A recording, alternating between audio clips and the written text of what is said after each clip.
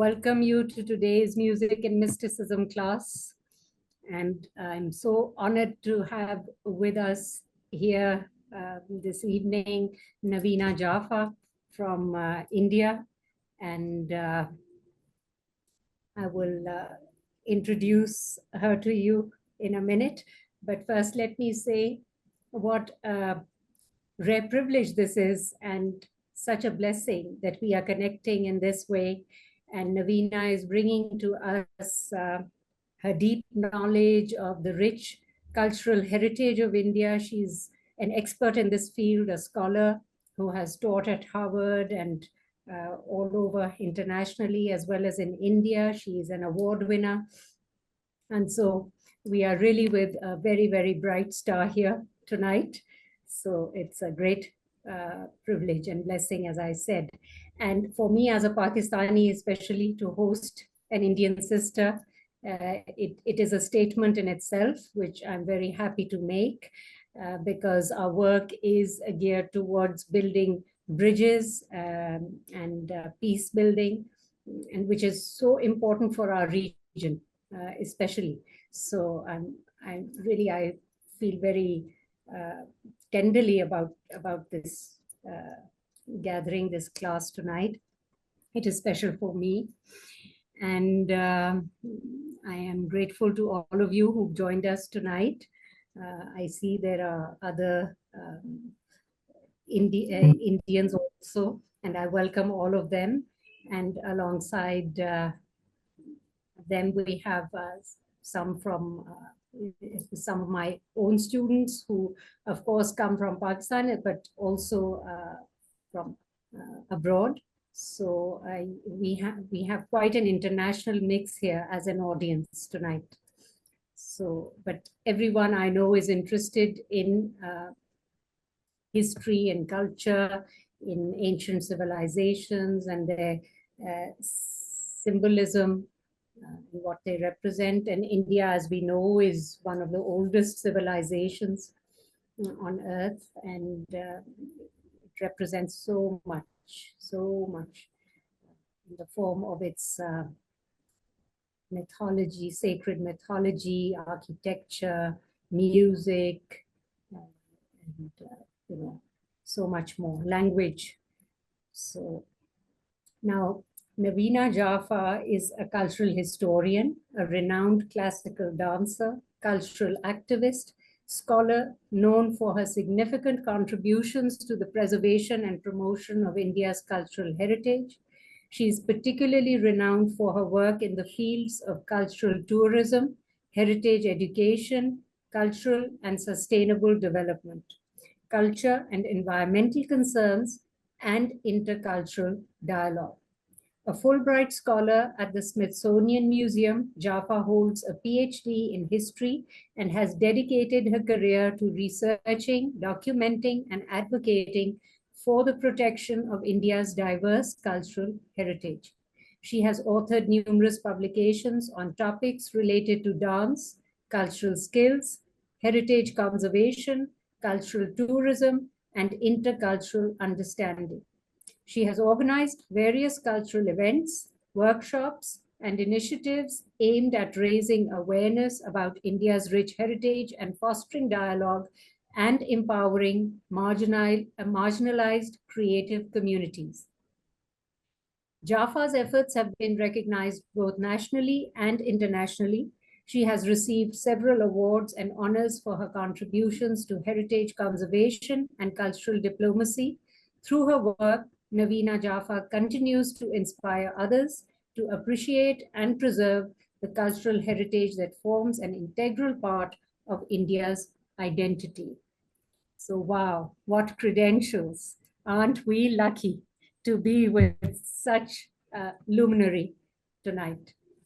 And before I hand over to her, I would like to share a passage from Hazrat Inayat Khan's message volume number 2 on the mysticism of sound.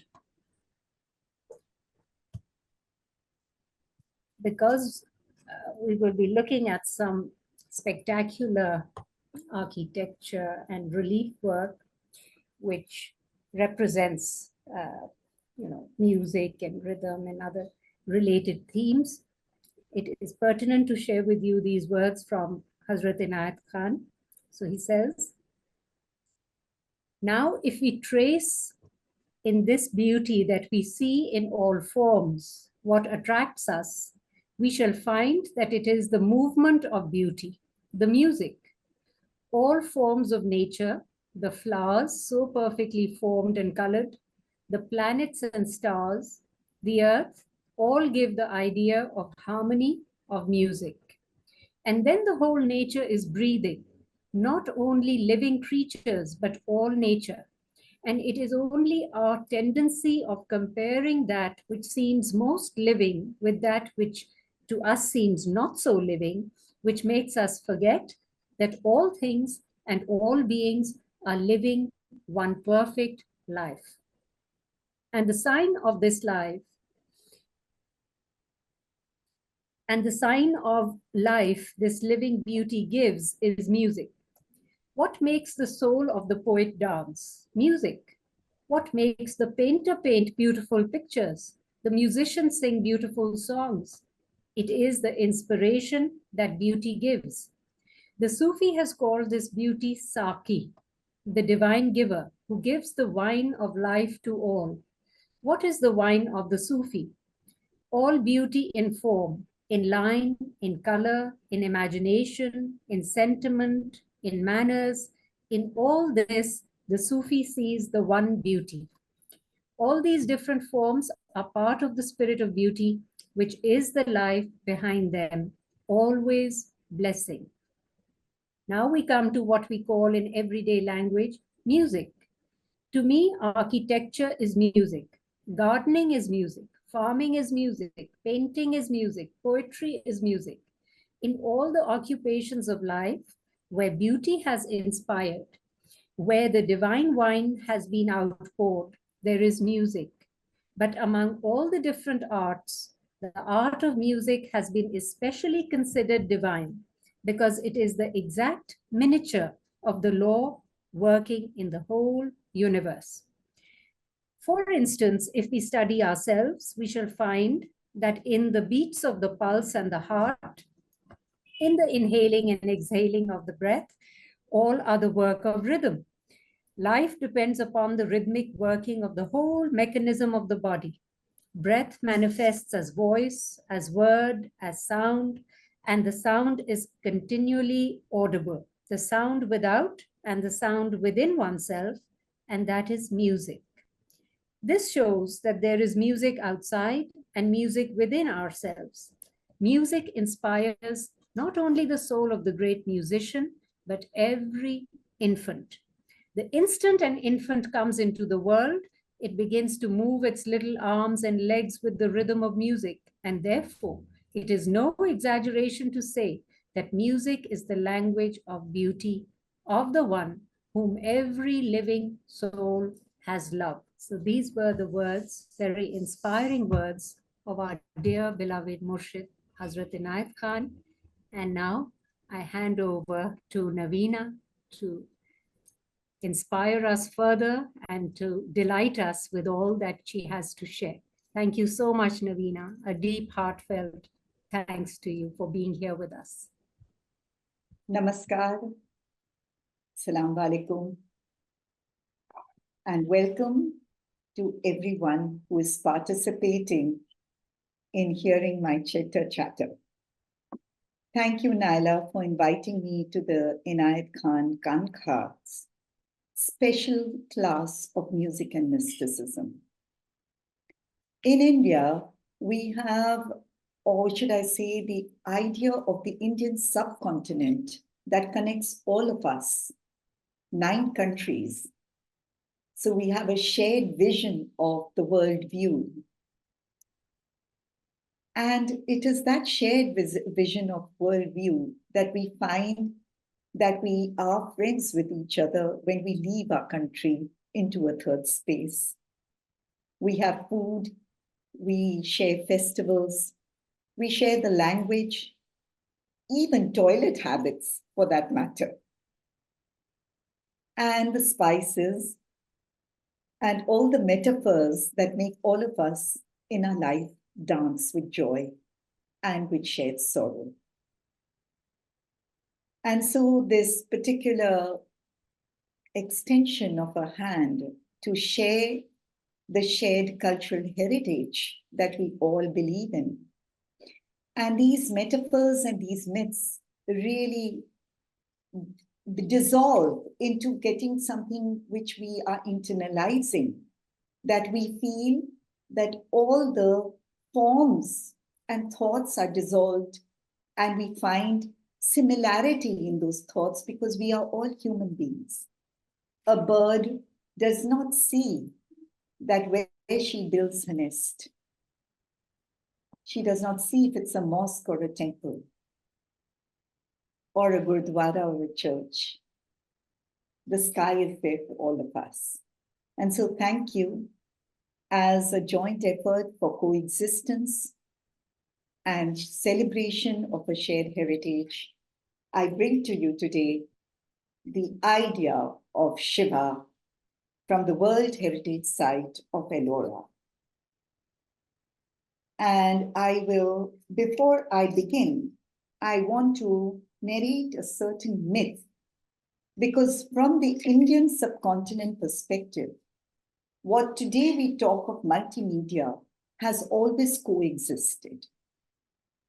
And it all begins with this myth or this tale of a king going to a sage and wanting to learn painting.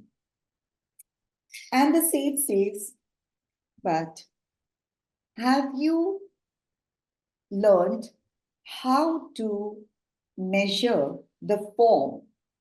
You should learn sculpture. And he says, when he goes to the master to learn sculpture, the sculpture says, okay, we divide the form into different parts, but you have to feel the form. And you have to hear the rhythm of where the form is moving. You should go and learn dance. So he goes to a dancing master. And the dancing master says, who is also an adept in music, he says, you have to learn music. So he actually begins by learning music, then dance, then sculpture, and finally painting. So it is with that I begin that we are talking nothing new. We are just looking at revisiting our ancient knowledge and wisdom. I begin with sharing my screen, Naila. So let's begin with this.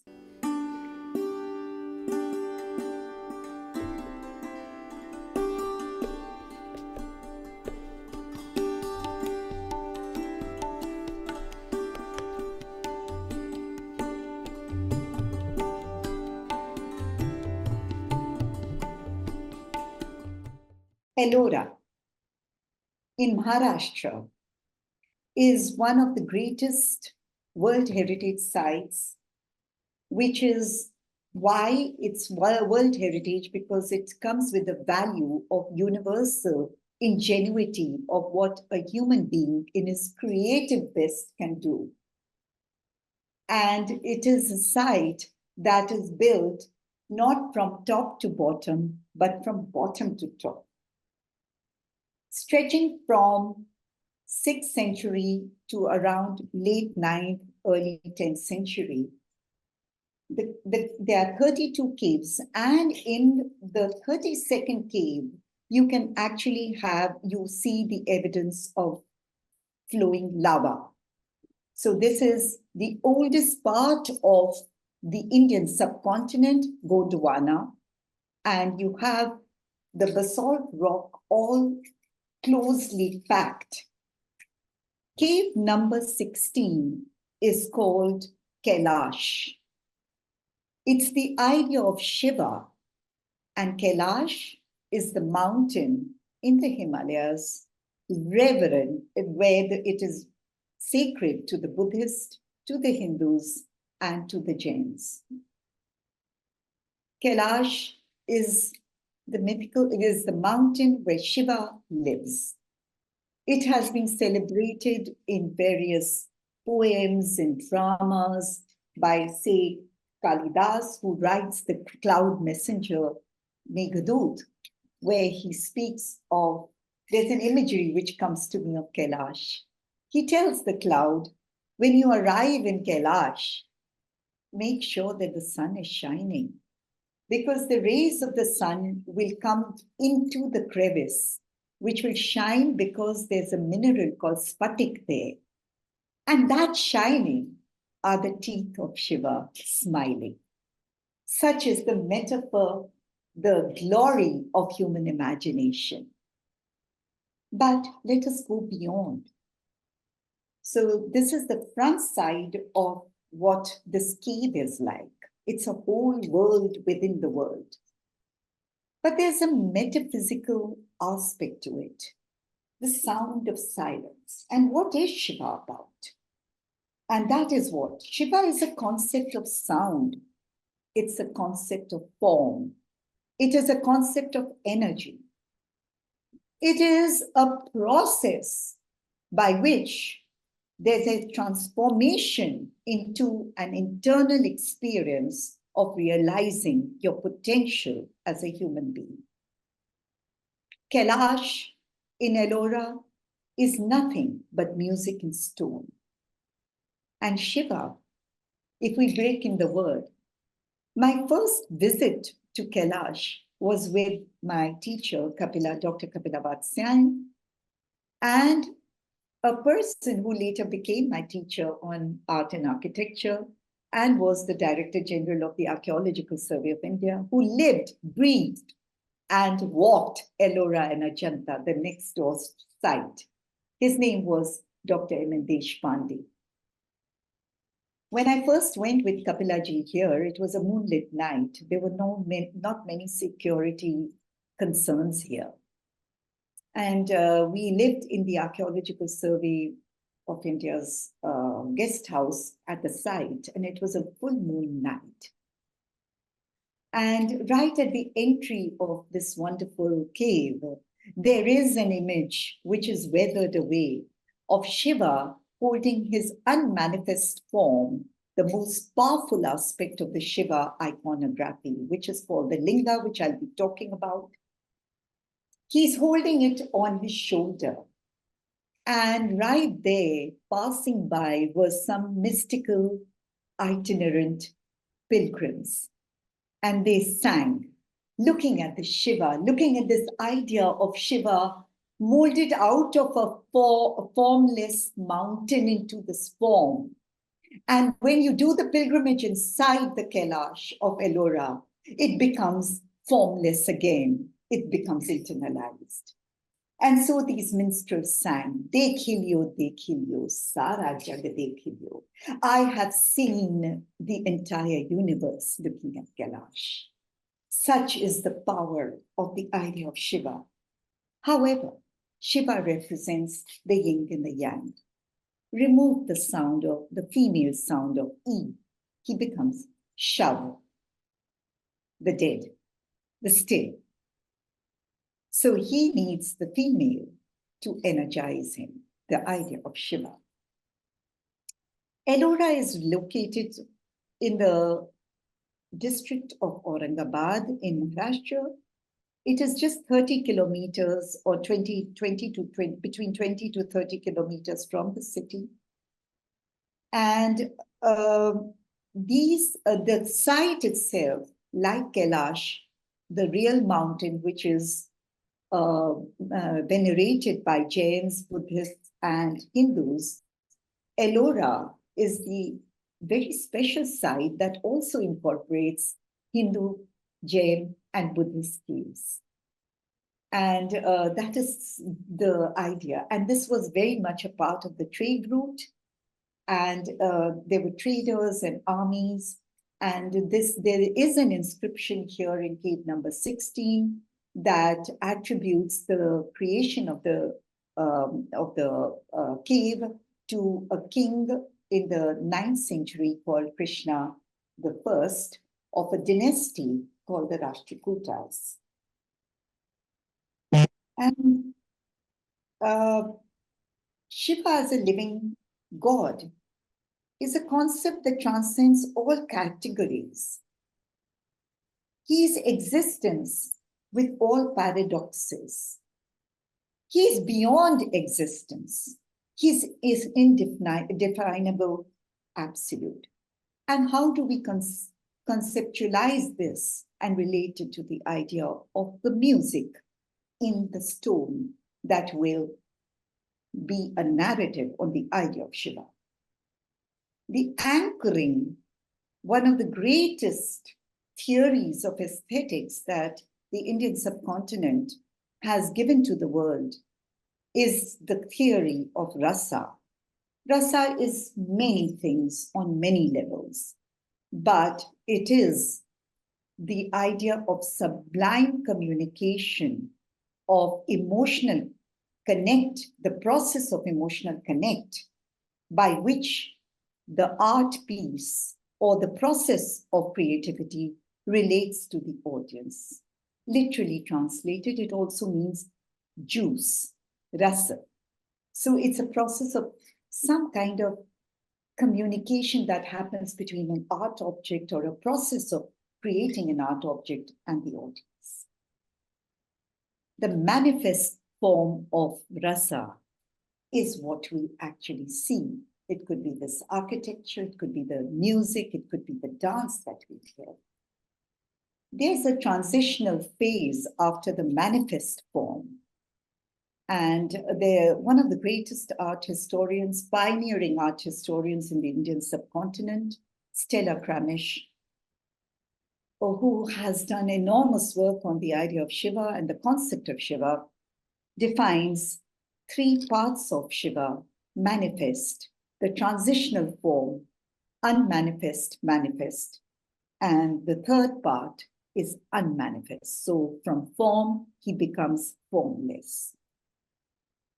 And so we are going now to the idea of Shiva. When we enter the Kailash, the idea of power is very eminent. You have rows and rows, and this scale is huge. Look at the size of the people and just look at the size of what is emerging out of the mountain. It's huge. And the idea of the elephant is very important because it's wisdom, it's intelligence, it's knowledge, it's power, and so on and so forth. This is the unmanifest form of Shiva called the linga, the axis mundi. If we translate and transimpose this idea into our own body, it's our spinal cord which links. And if we go into the Maslow's idea, from our basic needs to the very high needs. But in literal tradition, this concrete shape of Shiva in stone is understood to be a concretization of the subtle idea of sound and light. A light stronger than what the eye can see, and a sound in which reverberates the primordial creation. Light and sound are manifestation of their movement. It is the linga, or the phallic symbol. Also, it is the linga that is the visible form of the mantra.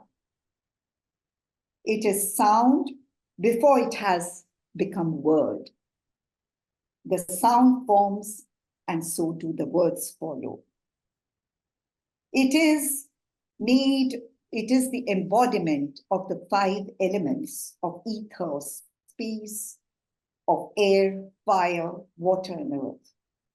It is the embodiment of the 5 senses, the sound, the touch, form, taste, and smell. And the 5 sense faculties, that of hearing, feeling, seeing, tasting, and smelling. It is both potential because it carries the seed, and it is, in its erect form, a sense of control like a spinal cord. This is what I begin with, because this is where we will end today's journey. When you enter when you enter Kailash, this is the transitional form of Shiva before he becomes the active, and he creates plays where he displays his great idea in different kind of plays, which I will narrate to you, the divine plays. He's Yogeshwar because he has to reach that linga, that power of self-control, of potentiality of action that should be in all of us, where we make our mental brain so complete that we are ready every morning for that action. So below the sanctum in Kailash sits Shiva in his unmanifest, manifest form as Yogeshwar. When you enter Kailash, practicality reigns the sight.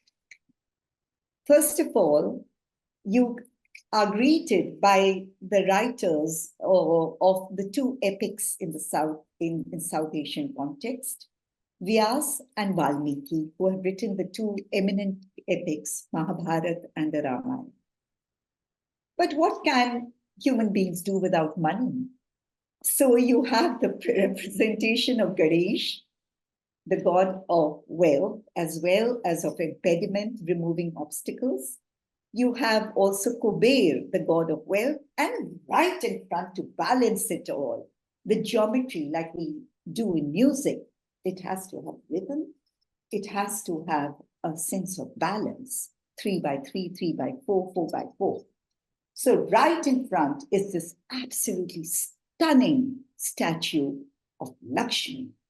Her full breast, she's Gajalakshmi, like an elephant who showers the wealth. She sits on the lily pads. It is stone, but it is moving in sound and rhythm. Each of the lily pads has dewdrops, as if filtering sunlight is coming into them. And in between the lily pads is life of the fishes and other creatures. Without wealth, such a magnificent sight could not be possible. So you are ground into the reality of sustainability of culture.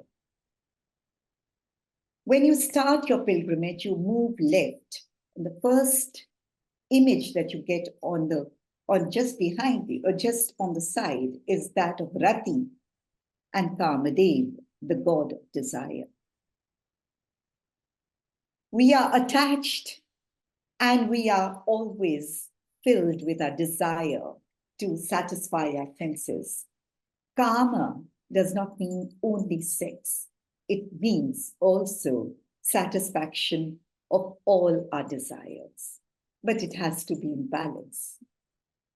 And Kamadeva was so enamored by his wife that he forgot his duty. So Shiva lasted him and burnt him. And Rati then prayed and prayed, and he was recreated, and only she can see him. Kamdev carries this bushy kind of thing, which you see is a sugar cane. And on top of that is a crocodile that is an image of many other motifs. But here, look at the image of Rati. Her hip coming on one side, Kamdev leaning onto her. But as you go into this particular couple, suddenly there's a reminder we have to move on. So we move further, only to see right in front of us in Kailash, the three goddesses, river goddesses, which is a part of most of the ancient civilization, not only India. You have the Nile and so many others, even in the Syrian civilization, the Iranian civilization, the worship of the rivers, and most of the rivers are in the female form. We do in India have, however, one male river, which is the Brahmaputra. Other rivers are imagined to be women. These three river goddesses, Ganga, Yamuna, Saraswati, they are metaphors. Ganga rides on a crocodile, and geographically speaking, there were a lot of crocodiles in the river Ganges. Yamuna rides on a turtle, on a tortoise, and Saraswati on a swan. Ganga is not about this far-fetched thing of nirvana or release from the pain of life only. She symbolizes purity because that's what we all want to do every day we get up, to have clear thoughts, clarity of thoughts. We want to have pure thoughts, pure intentions to do our karma. Ganga is that. Yamuna symbolizes devotion, the commitment, the discipline to do that action. And Saraswati is knowledge. After all our karmas is about seeking knowledge and fulfilling our life. In order to do the karma, we need the knowledge. So from Rati and Kamdev, we come to this beautiful frieze of the three goddesses. And as we move further, this is the magnitude. And we climb and, some of these, in fact, some of the caves inside Kailash are incomplete. And now with time, we're talking about 7th century AD. Some parts are sort of falling down, so they've closed it off for visitors. But I have been fortunate to go to those parts. And what you get is a number of amorous couples in those dark caves, but you also get a fantastic sound of Shiva dancing. But in these walls on this side of, or on the left side of what you see, are magnificent registers. On one side is the epic of Mahabharata. And the whole Mahabharata has been written here, and the registers run like this, and the whole Mahabharata, because these are temples where even today, families come, grandfathers come, and so on and so forth. And when they come here, they are narrating this to their family, and it's a bonding time as well. So the Mahabharata is here, and when we climb on the opposite side, we see this beautiful Shiva dancing. Just look at it. Look at him just resplendent in that movement, that he is formed out of that formless of mountains, and he comes alive and he energizes. And we get down and we start walking these passages. Look at these passages. They're alignment of our own body, of our own chakras, and Shiva will be depicted doing his leelas along the passages. This is the first leela that we see. You remember Yamuna, the symbol of discipline, commitment, resilience. This is Ravan, the Brahmin whose lust made him completely destroy his life, whose arrogance went overhead. Look at Ravan, he's worshipping, he wants to see, he wants Shiva's energy to come into him. With so much of intention, he starts praying, and Shiva does not appear. So all the 10 heads in which he carries, which is a metaphor for all the brilliance and wisdom that he has, he starts chopping it. One by one, the heads go falling. And when he's about to, so you see how he's holding this dagger, trying to cut his last head. And Shiva appears. Shiva appears within him. He's enlightened. He becomes the idea of Shiva. This is the first we get of the Leela. Then Shiva becomes Veenadhari. Veenadhari Shiva is an interesting concept. He's the chief musician. He's the lord of music. And he leads the Saptamatrika, the 7 mother goddesses, in his choir of music. And although the mothers in certain group of images are shown dancing to his tune, but unlike Apollo, the Greek god of music, he does not lead really the chorus of muses. As the leader of the Saptamatrika, Shiva makes his music the eternal sound of universe. But here he sits with his partner Parvati and plays for her. He is the devoted husband. He is what we all identify with, a householder here.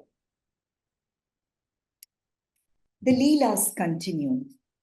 Here is again the idea of it is Tripurantakari Murti. No, sorry, this is Markandeya. I'm so sorry, but forgive me. So this is about a young boy who's completely, again, it's about the theme of devotion. He's completely a devotee of Shiva, but the astrologers say he's not going to live long. And as death appears, so who Shiva is kicking out, as soon as the time comes, the idea of music and time. When time comes, Kal comes, Shiva emerges out of the linga to hold it at time, because he is the Lord of music. He is the Lord of time. He is Kal Bhairav, and he stops death. Look at the power of this ancient sculptural frieze and relief that we get. How the straight foot, which is on the linga, is so straight. Look at the power of the leg kicking the death out and him raising the sword of stopping death. Because South Asian art and Chinese art, unlike Leonardo's art, which replicates the horse as it scientifically is represented in a very realistic manner, Chinese and the Asian art and Indian art looks at the horsiness of the horse. So here it is the idea of energy, of the thunder, of the vigor of Shiva that is captured by the artist. And in contrast, Parvati enters Shiva's life. I love this Kalyan Sundaram, the giving away, the marriage of Shiv and Parvati. Shiv stands so looking at her. Even in the stone here, we are not there, but just see how indulgently he's looking at her. She's coyly looking down. Her knee is slightly bent. It's music. It's music in the whole capture. Behind her, her parents are standing indulgently. The Gandharv on the right-hand corner, the celestial flying figures are coming, singing in joy. And how beautifully the body of Shiva is a music in itself, so is the body of Parvati, Kalyan Sundaram of Ellora. And then we enter another myth. And this is the myth of Andhakasur. So this particular myth is very interesting because Andha means the blind. Parvati was wanting to make love to Shiva, but she blindfolded him to be in play, and a child was conceived and he turned out to be blind. And Shiva gave this child to the demon king with some wounds, of course, and Andhakasur, he had a curse that he had taken a vow that he will not go after women or, something like that. I don't quite remember what the myth was, but it was. But unfortunately, his fate was sealed because he got enamored by his own mother, Parvati. Little knowing that she's his own mother. And as he lusted after her, here is Shiva. Now, the point is that, Shiva is with a skull, and every time a drop comes, he multiplies himself. So he holds him up in the air, and he collects him. And he is transformed and is reborn as a Rishi, Brigi, in the next Janam. And so we continue into these dark passages surrounding the main sanctum, and we enter from Shiva, Hara, into the world of Hari, into the world of Vishnu, the preserver. But before we get into the world of the contrast of Hari Hara, we have Shiva in his androgynous form of Ardhanarishwar. And my Guru Pandit Birju Maharaj Ji, I remember he was so subtle about, of course, he's written a beautiful music on, Ardhang, very beautiful music on the idea of Ardhanarishwar. But when I was in class with him, I remember him teaching us, and if I can have, teaching us, and he was, this is the male, and this is the female. This is the male, and this is the female. So just, in the body itself, what they are trying to, all these artists are saying so many centuries, we continue in our dynamic forms even today.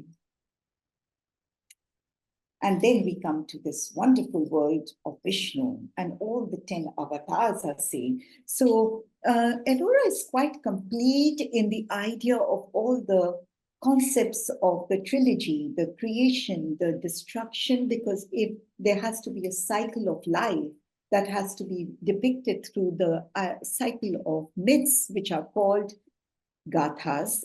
And so all these concepts run into and unfold into each other in Ellora. And because it is Vishnu, then we come to his avatar, Ram, and the Ramayana. And the other side of the sanctum's wall, on the outer wall, we have this Samudra Manthan of the Ramayana. I mean, just look at the details of these figures and all the stories that are the panels that go and talk about one after the other the story of the entire epic of Ramayana. But in the center, we have this stupendous relief. Ravan, who had worshipped with such true intent, the idea of Shiva internalized him, unfortunately, became arrogant. And his first idiom of that arrogance was, I will get Shiva to come with me. I will lift the entire Kailash and bring it to Lanka. And so, in different caves of Ellora, you have this particular Leela of Kailash, shaking of the Kailash, which is when all the cosmic forces are disturbed because of the arrogance of the king, Ravan. He is lifting it up. Now, if you look above, Shiva is sitting, and with one toe, he suppresses. But look at the artist. He's made this earthquake go round, and Parvati is actually leaning towards, she's just leaning. This little Parvati is leaning into Shiva. And that is just so wonderful that we have this, I don't know how, so we have this, so we go back, I'm sorry, yeah. So we have this, and she's leaning into Shiva, and then we come to Jatayu, the vulture. Just look, it's a tiny little sculpture right on the skies of Kailash. And we have this, which is absolutely, just wonderfully created, that of the Jatayu. And when we go on the side and we go to the idea of, when we go to the idea on top, what do we see? 4 lions, the idea of power. Kailash is really a chariot. It's taking us. It's a concept of time. We didn't even realize that a journey was about riding a chariot. It's only when you go on top that we see that our journey was actually in a chariot. And we are coming to understand what is Kailash. This is Kailash. This is the idea of Kailash.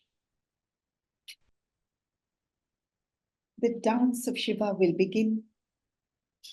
Shiva, there's irony and there's renewal. If he is killing his own son, Andhaka, the blind, what else can we expect? That he will be reborn as Brigi, the Rishi, that he lusts after his own mother. What more can the concept of Shiva bring to us with so much of metaphorical layers? Ellora has been represented in different lithographs. This is an 1839 lithograph from Jane Ferguson's illustration of the rock-cut temples of India. And this is Kailash from another angle. Nataraja, music. The 4-armed or multiple, the dancer actually here, the multiple arms, according to Dr. Kapila Vatsyayan, is actually showing the movement of the dance movement, coming down. This is her interpretation of these multiple arms. But Shiva, the dancing Nataraj, does have 4 arms, like the one here we have here. The 4-armed god standing firmly on his taut right leg, a lotus flower for its support. The left leg, somehow retraced and bent at the knee, rests on a demon called Apasmara Purusha. He is the demon of forgetfulness. We've all forgotten who we are. He stands on it. So his dance is about, and his music is about seeking knowledge. Shiva Nataraj, the king of dancers, is dancing the dance of creation, destruction, and puts his entire weight on the idea of illusion, the idea of blind demon and forgetfulness. When Shiva dances, he reveals his divinity, which he lives in the cosmos. He moves, he sustains into that music. He destroys and he revitalizes it. In his myth, Shiva dances at critical moments. In the battlefield, as part of before his marriage, and in madness, when the world is in chaos. Every moment in life is critical. In that respect, Shiva and reality of life are alike. Shiva dances in a graveyard, the dance of destruction, and the swift dance of time and rhythm, the same that he performed with faultless rhythm at the request of all gods, when an arrow of fire guided by his will destroyed the 3 flying cities of the Titans.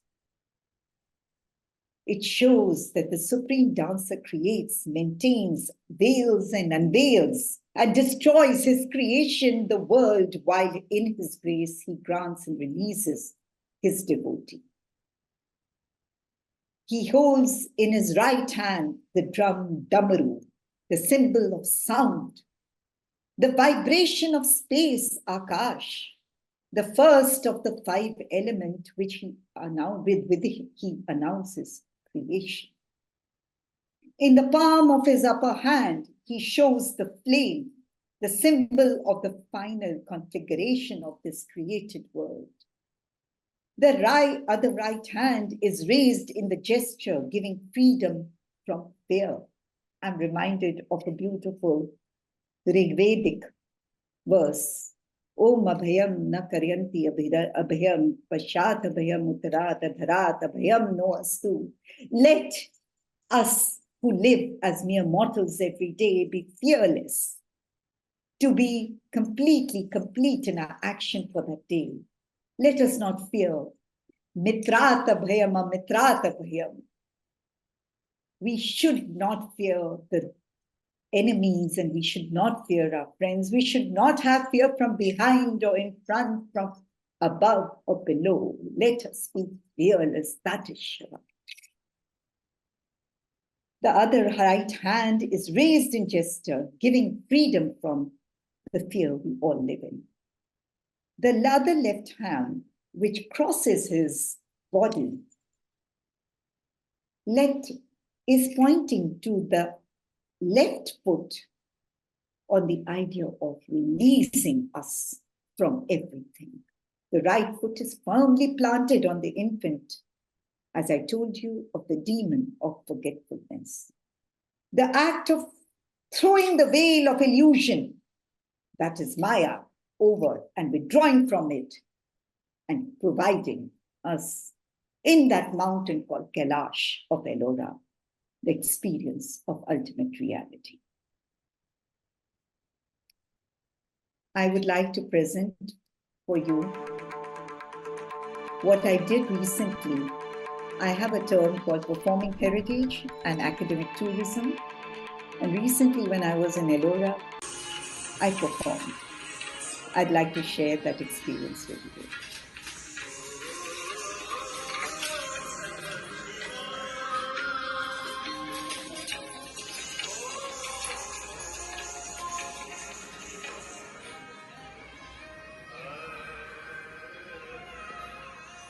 The linga.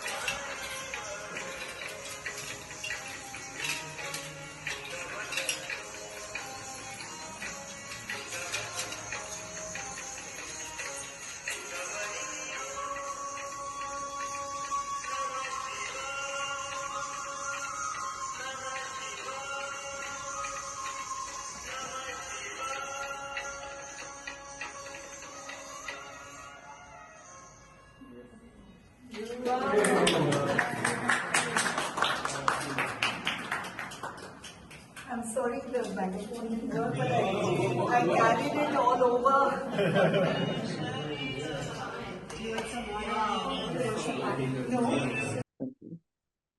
And this is Shiva. Oh, Natesh. Natesh, Shiva as the dancer. Oh, Natesh, are you yourself dancing or dancing me dressed in 5 elements? I'm also like you. I'm of your nature. May I be with you? Shiva, Lord of dancers, dances the world into and out of existence.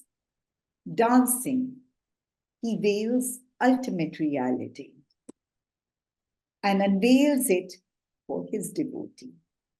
Sound of silence, frozen in stone. Thank you.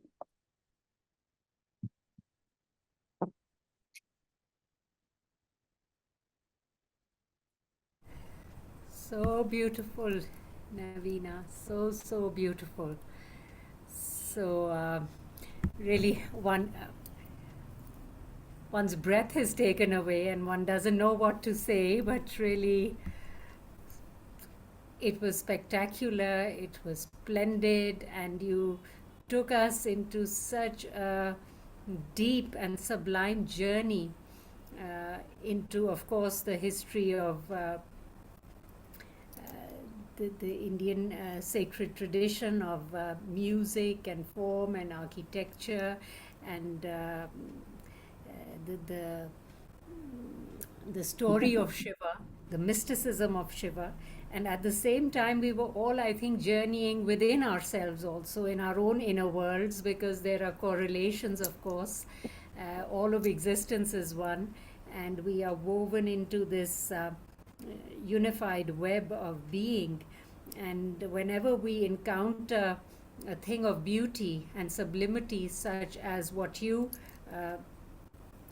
made us experience, one is reminded of the point of one's own origin and belonging, because we come from that source of beauty and harmony, and that is the goal that we are all returning to. And thank you for this experience. Once again, words are, of course, inadequate in expressing our gratitude for all that you have given us in this time together.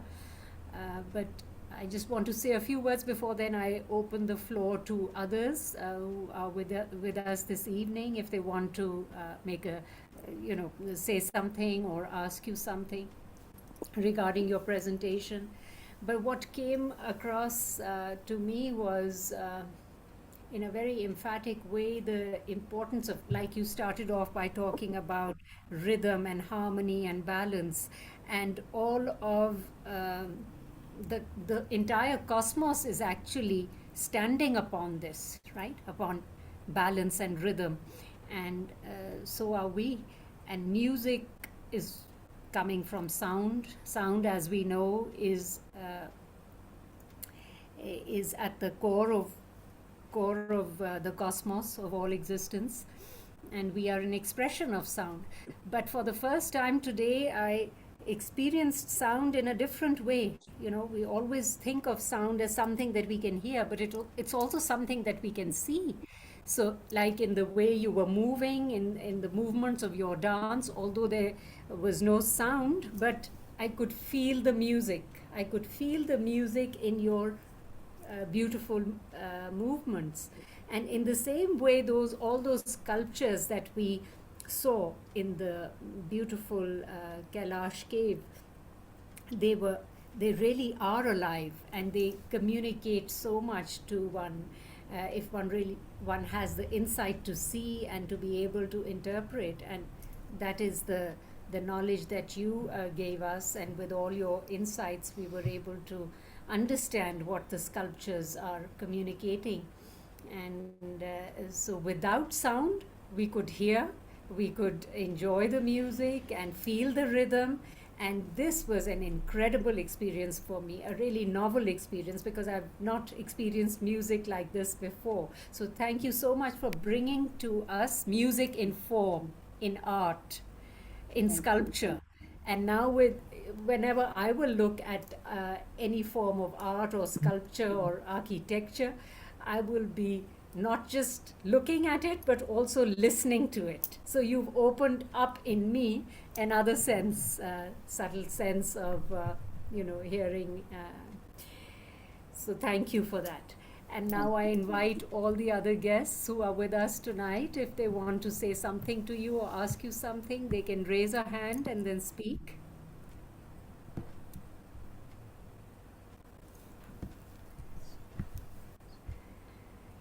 Yeah, Logan Sparks. Yes, Professor Logan Sparks. He's joining us from America. I'm in Argentina, but I'm from the Argentina. Okay, Yeah, yes. yeah. Right. Thank you, Dr. Jaffa, for your presentation. And I had some curiosity. Well, correct me if I'm wrong, but what I had heard was that about the connection between temple architecture and dances was that there is like an element of educating people about the scriptures, like dancing outside the temples to teach people the scriptures and or the stories. And I wondered, like, what is your experience with that? Like, what is your experience with the relationship between like the movement as you do it and other dancers do it, and the place that you did, the architecture itself? Thank you for this question. Yeah. It was very interesting because during the first half of the 20th century, um, or in the middle of the 19th century, when the British were here, and there was a lot of institutionalization of a lot of through the Archaeological Survey of India. And the British gave a lot of patronage to the world of archaeology and to the visual arts. And that is evident because a lot of it now is in their museums as well. When we crystallized the dance forms, which was happening as part of the cultural nationalism in the subcontinent, which also had the present day Pakistan and Bangladesh. It was also about creating the classicalness. The classical idea was a Greek idea.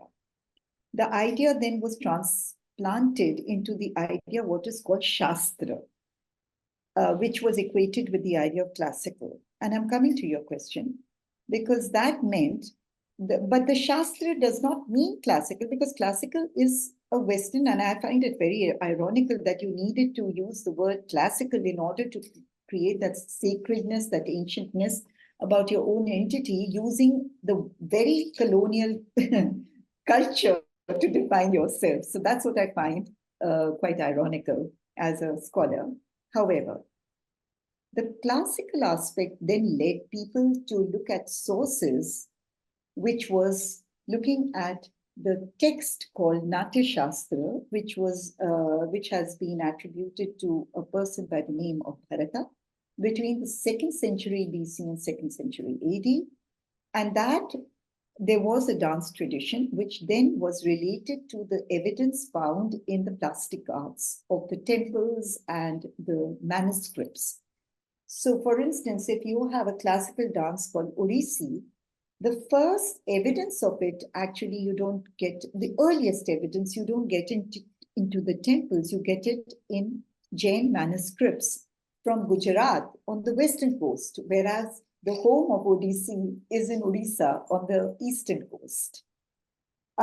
Which meant that people were traveling on the trade routes, and there were all kinds of exchanges of regional understanding of dances. So when dance scholars and art historians started putting this idea together, there was a great association of aligning themselves to sculptural art and to the visual arts of painting, more in the south and with the Odissi than with my form, say the Kathak.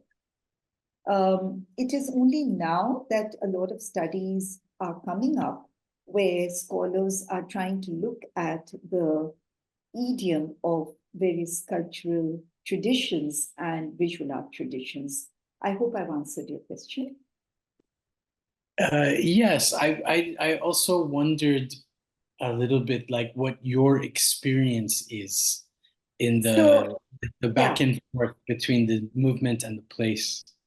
Oh, it's influenced me enormously, enormously. I mean, when I was describing the marriage of Parvati to Shiva, with that one bent, how she's coy. And I'm just giving you a small example in dance. And it's a creation which I just did. And it was inspired by another Kathak dancer, very, very senior, who had worked on this concept called Begum ki Muskurahat, the smile of the Begum. The smile of the Begum and so there is the senior Begum and there's the junior Begum. And I'll just show you the veil when she first sees. So the Choti Begum, the younger Begum, sees her husband the first time.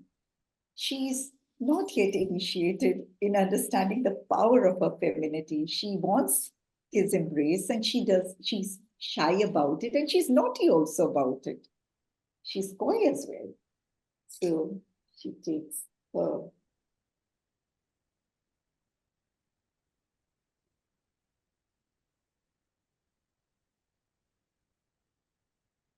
And the more mature Begum,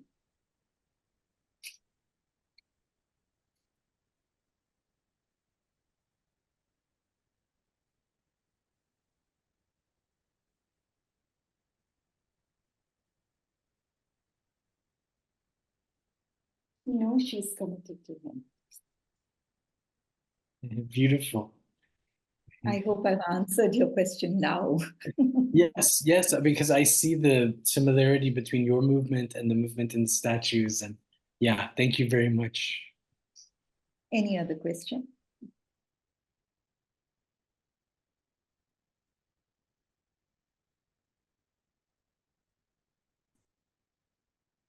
Silence is golden, says the Lord.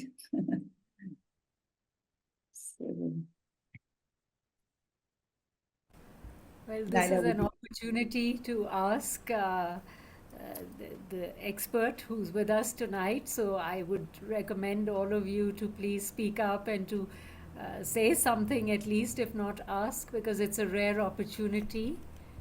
So please do that.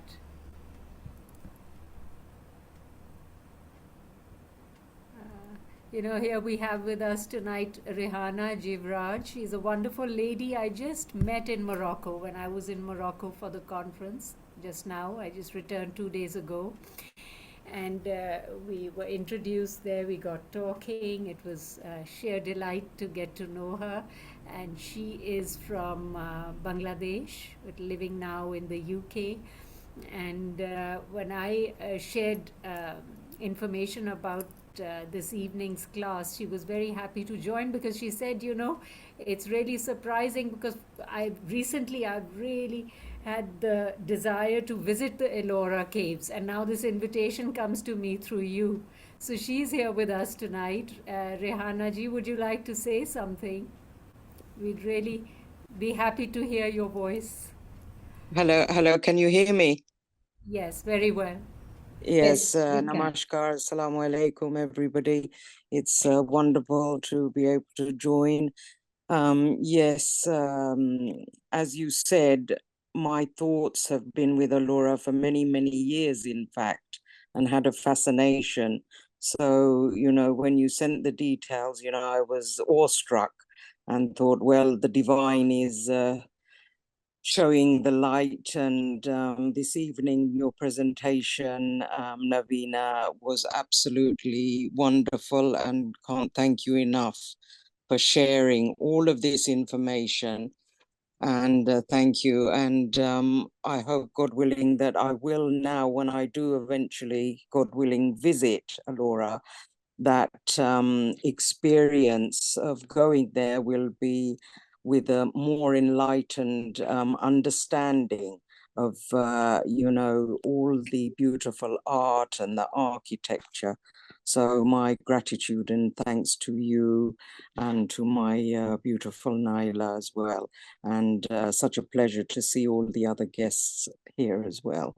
And hope, God willing, that we will have more of these and be able to see each other. Thank you. Thank you so much. You're most welcome.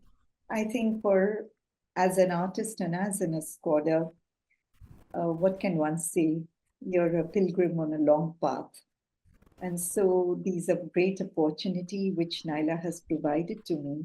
And that too on the platform, which is after her guru, Inayatiyya, because I am a devotee of Hazrat Nizamuddin. And that is where Inayat Sahab got his energy to evolve and to start his own journey.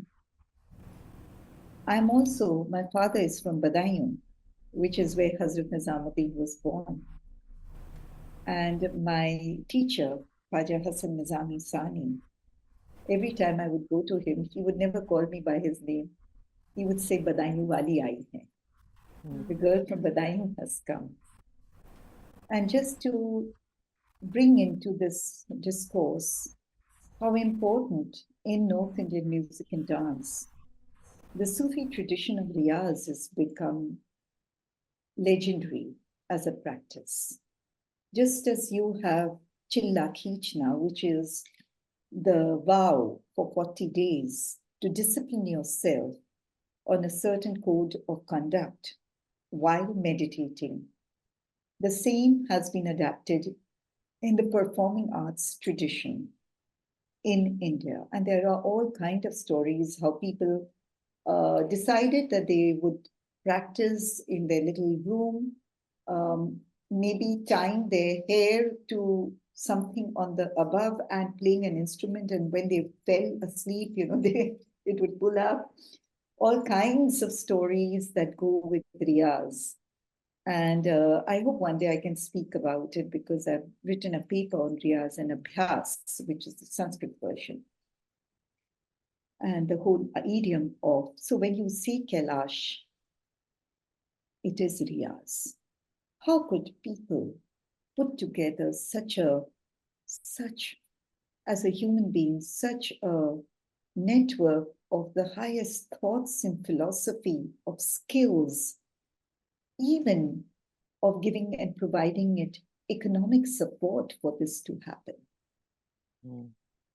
And so it was so many stakeholders who worked with so much of synergy to bring about such a mammoth project, which must have taken such a long time. So thank you, Naila, again.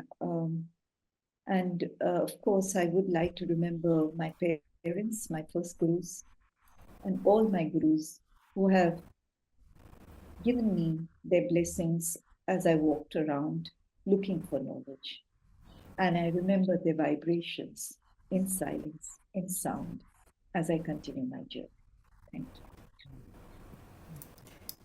Thank you so much, Navina. And what you said just now is also remarkable, and it's going to stay with me. This whole idea of the connection between riyaz and singing and the chilla that we carry out of the Sufi path of discipline and training.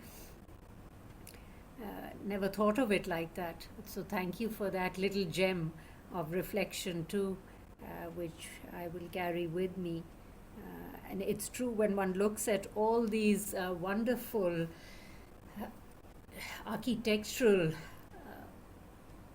masterpieces around the world, not just in the East, also in the West. I had the privilege of visiting Florence, and what wonderful architecture and sculptures I got to witness over there. And one is you know, you cannot help but think of the divine, the sublime.